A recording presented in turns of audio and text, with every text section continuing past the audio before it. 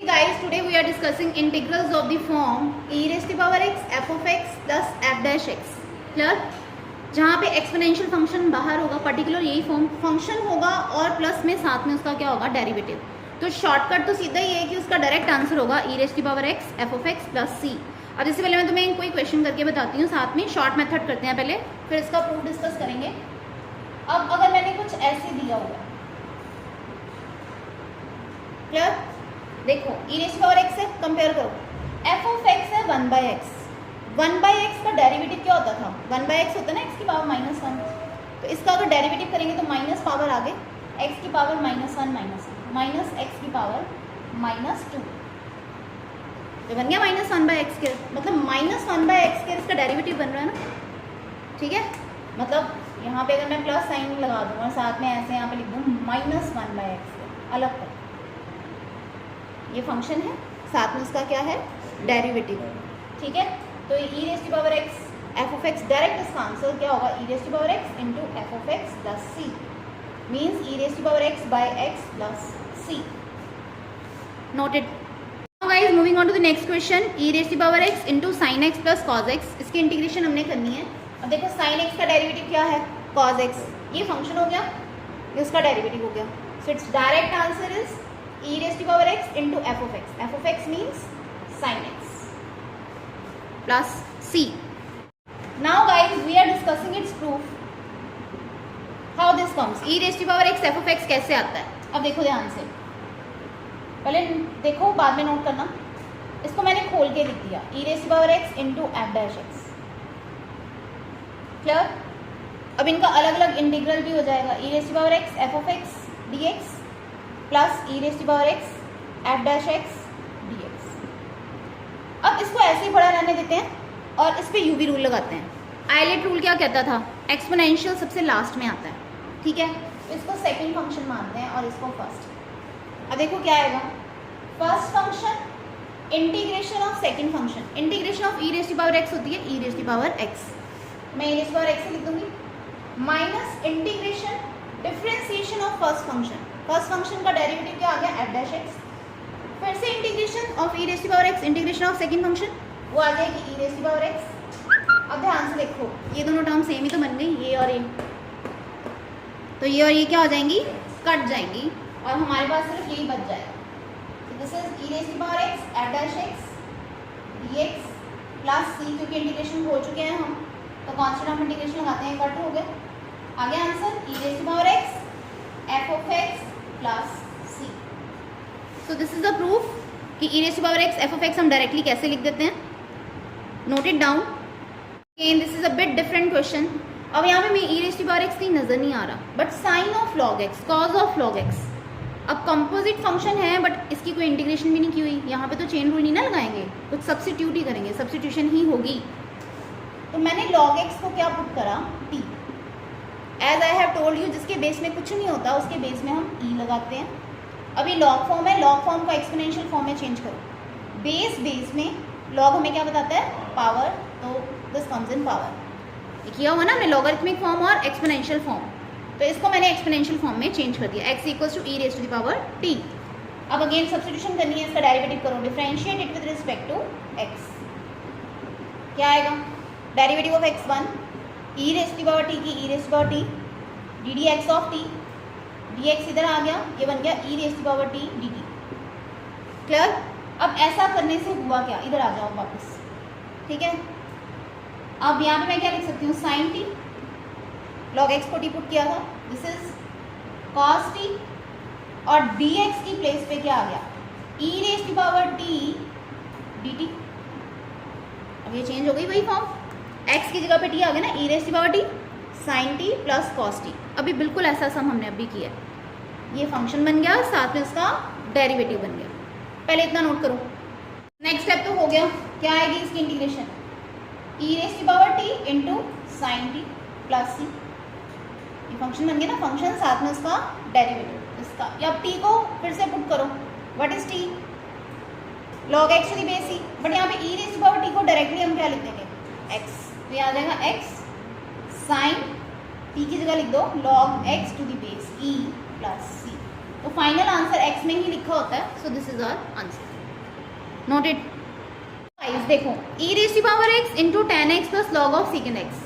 Now listen, अब इसमें मुझे साफ साफ तो नजर नहीं आ रहा. tan x का डेरिवेटिव होता है सेकेंड स्क्वायर x, तो ये सेकेंड स्क्वायर x तो बन नहीं रहा.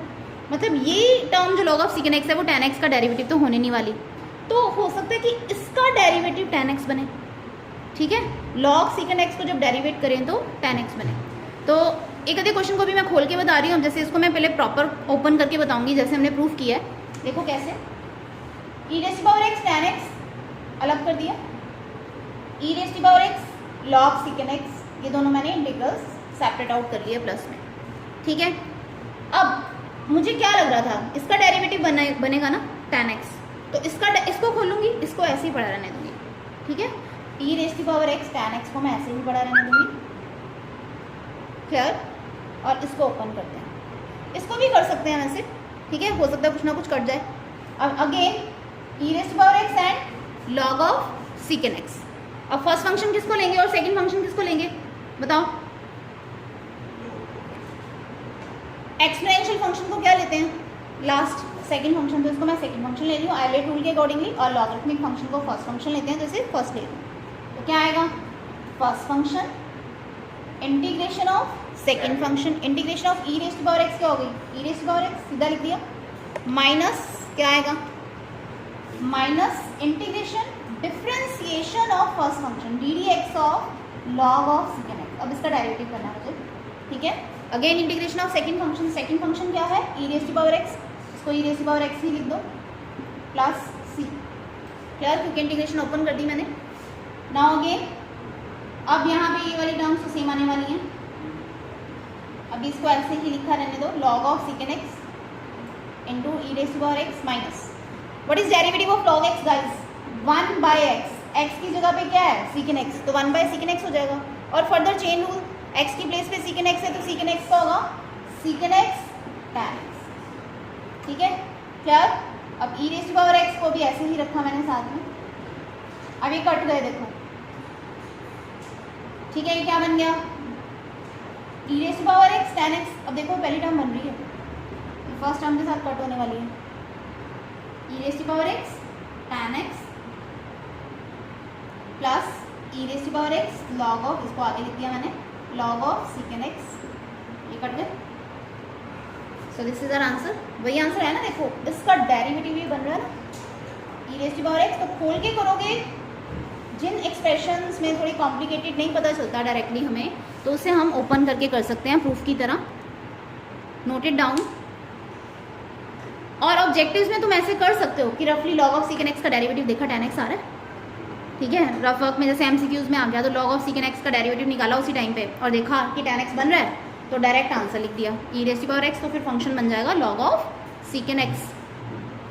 Moving on to the next illustration. Again मैंने बताया हुआ है +1 के फॉर्मूलोज को दिमाग में रखना है. +1 के फॉर्मूले याद होने चाहिए. sin 2x का जिनको नहीं आता वो नोट करो. sin 2x का फॉर्मूला होता है 2 sin x cos x, और 1 प्लस cos 2x होता है हमारे पास 2 cos square x. अब ये फॉर्मूलाज हम यहाँ पे पहले अप्लाई करके इसको इजी बनाएंगे. Now look on the board. Firstly इसको मैं लिख दूँ 2/1 plus cos 2x plus sin 2x upon 1 plus cos 2x. इसको अलग अलग कर दिया मैंने. ठीक है, नाउ 1 प्लस cos 2x पे फॉर्मूला लगाओ, 2 cos square x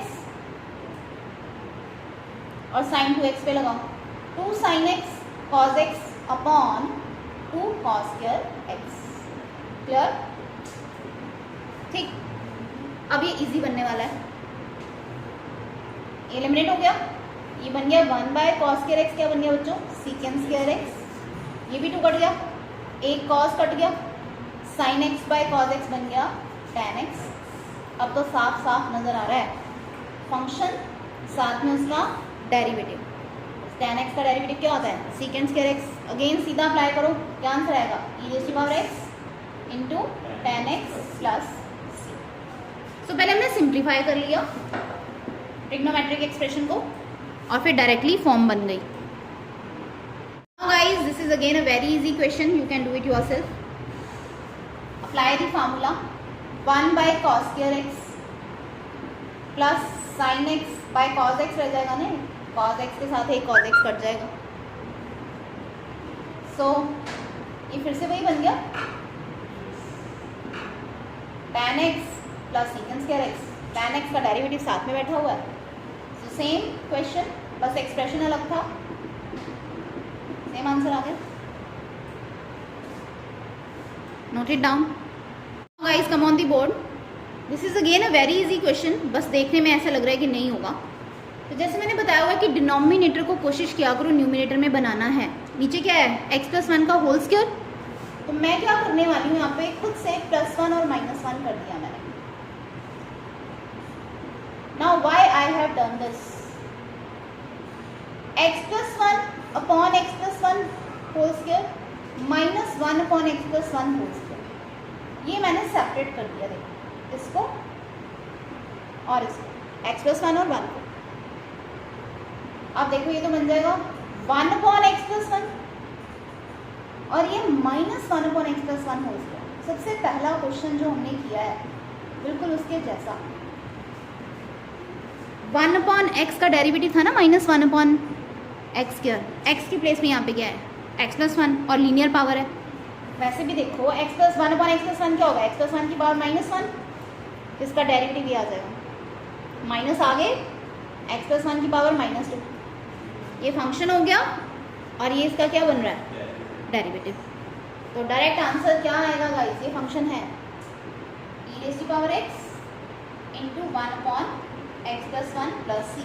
So you can write like e⁻x upon x+1 plus c. So this is again easy as well as important question. Now guys again this is exactly similar question. क्या बताया, denominator को numerator में बनाया करो। -3 और नीचे क्या है -1, तो मैं -3 को लिख सकती हूँ -1, सिंपल -1 -2, ठीक है, -1 -2 प्लस में आएगा, -3 बनाना था ना, उसको होल कैसे लिख दिया। सो अगेन ऐसा क्यों किया मैंने, ये आएगा x-1 upon x-1 whole cube और ये आएगा -2 upon x-1 whole cube. e⁻x ऐसे ही चलेगा साथ में, ठीक। अब ये क्या बन जाना है, square 1 upon x-1 whole square और ये बन जाएगा -2 upon x-1 whole cube. Now ध्यान से देखो, अब ये फंक्शन है और ये साथ में उसका डेरिवेटिव बन रहा है।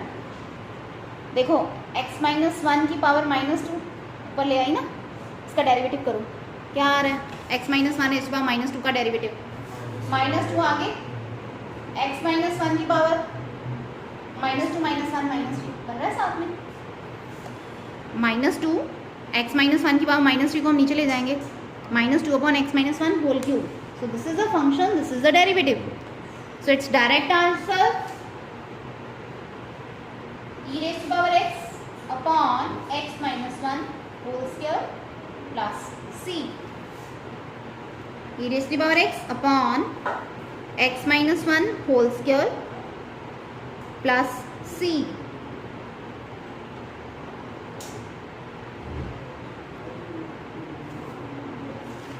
Now guys moving on to the next illustration, log x upon 1 plus log x whole square.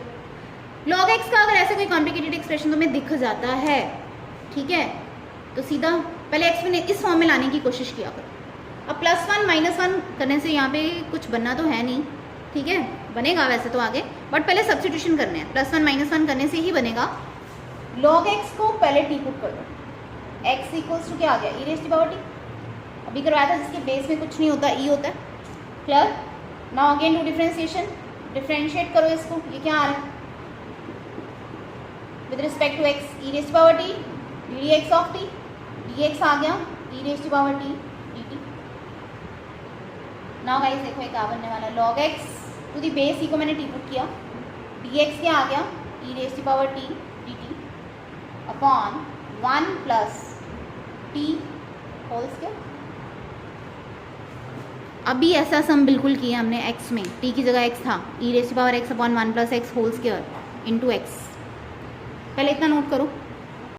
Now guys ये बिल्कुल सेम ही बन गया, अभी x में किया था सेम एक्सप्रेशन, t +1 -1 करो अपने आप, ये तो बिल्कुल सेम ही है। ये क्या बनेगा e raise to power t t plus 1 upon t plus 1 whole square 1 upon t plus 1 और साथ में minus 1 upon t plus 1 whole square. Clear? ठीक। फंक्शन साथ में इसका derivative. So answer is, note करो पहले से। So answer is e raise to power t upon t plus 1 plus c। What is t guys? log x। तो log x plus 1 t की place पे log x पुट कर दो and e raise to power t की place पे x put कर दिया। So this is our answer.